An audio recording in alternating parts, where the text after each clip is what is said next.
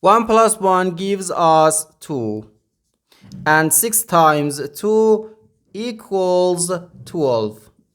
So 12 divided by 12 is just 1.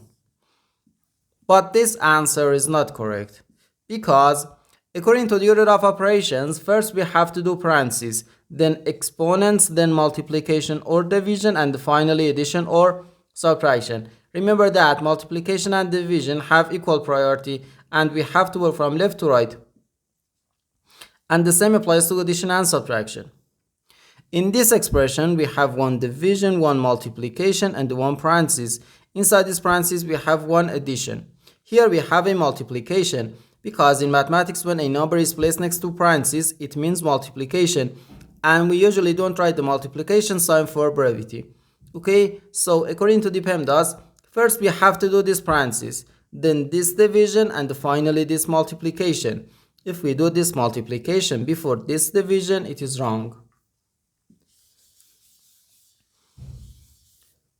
So first we have to do this parenthesis. Inside this parenthesis we have 1 plus 1, which equals 2. So 12 divided by 6 times 2. 12 divided by 6, then times 2. Now we have one division and one multiplication. As I said, multiplication and division have equal priority, and we have to work from left to right.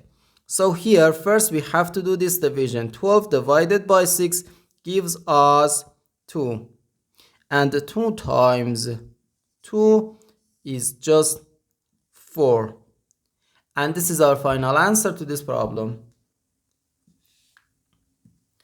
The correct answer is 4.